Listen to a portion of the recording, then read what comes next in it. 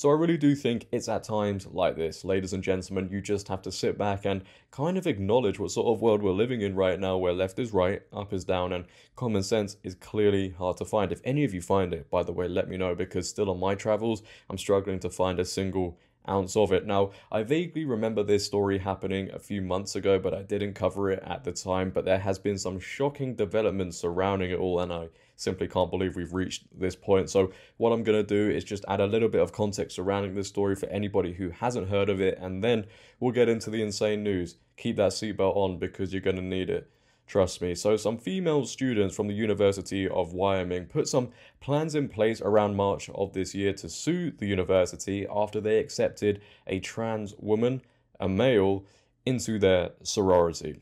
Now, as we all know, well, if you didn't, sororities are strictly for women. So we can already see the issue there, right? However, it's not as simple as that, and it's actually very concerning. The New York Post reported University of Wyoming students sue sorority for accepting transgender member. 7 sorority sisters from the Kappa Kappa Gamma house claim they were made uncomfortable by the new admittee on several occasions, a lawsuit obtained by the Associated Press alleges. The lawsuit alleges that the women felt uneasy by Langford referred to the male pseudonym Terry Smith in the suit after he allegedly stared at them without talking for hours. Not weird at all. One sorority member walked down the hall to take a shower wearing only a towel. She felt an unsettling presence, turned and saw Mr. Smith watching her silently, the lawsuit alleges. The lawsuit also alleged that Langford behaved inappropriately around his sorority sisters on numerous occasions, including once when he had visible through his leggings. Other times he had a pillow in his lap, the lawsuit adds. Smith repeatedly questioned the women about what vaginas looked like, breast cup size, whether women were considering breast reductions, and birth control. Right, what to say about that one? I'm kind of lost for words at this point. Give me a second, but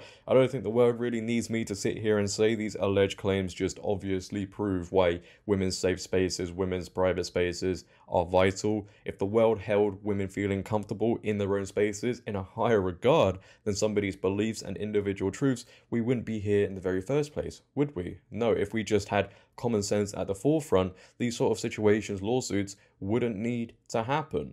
But then again, you know, as we go further into the future, the world just wants to go in the opposite direction of common sense. Now, at the time, the executive director bizarrely shut down the claims. The women's claims have been shut down by Carrie Kittrell Poole, the executive director of the sorority. Poole told the Associated Press that the lawsuit contains numerous false allegations without specifying them. She added that the sorority does not discriminate against gender identity. Now, that last sentence right there just really sums up everything wrong with this world today and backs up the point I previously made. They hold somebody's individual identity, which can change with the direction of the wind, in a higher regard, put it on a higher pedestal than the risk to women feeling unsafe, uncomfortable in their own space.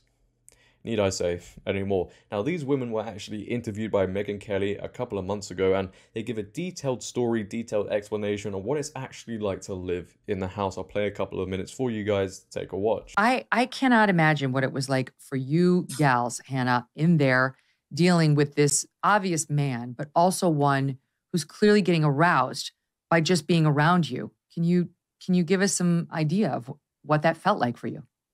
It's a weird, gut-wrenching feeling that every time I leave my room, there's a possibility that I'll walk past him in the hall, whatever setting that may be in. And it's never a pleasant encounter. And that's the scary part. It's a weird feeling just to know that I could run into him anytime, full access to the house. But this just goes to show, like, we need women's spaces for that reason.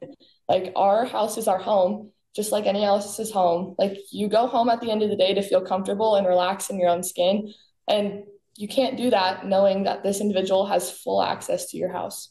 It is also really uncomfortable, just because some of the girls in the house, I know they've been assaulted or sexually harassed. So some girls live in constant fear in their home, and our home is supposed to be a safe space. And to paint you a picture just a little bit further, men are never allowed on the second floor of our house except for move in and move out, just to help us lift heavy things upstairs. So it is seriously an only female space. It is so different than living in the dorms, for instance, where men and women can commingle on the floors. That is not the case in a sorority house. We share just a couple main bathrooms on the upstairs floor, but it is just us who lives there, and it's supposed to be a safe place that we can go to to rest our heads at night. Yeah, you got to feel for these women, right? Because first and foremost, they don't deserve this situation to be going down. And it's actually quite brave, as we all know, to come out with these stories, because we know how extremely mad and upset certain people get when you question progressive ideas. So mad, in fact, I actually think they make Gordon Ramsay look like a saint. Now, I personally can't imagine how these women must feel, but if I put it into the perspective of, let's say, my future daughter, and I'm sure many men will try and relate to that,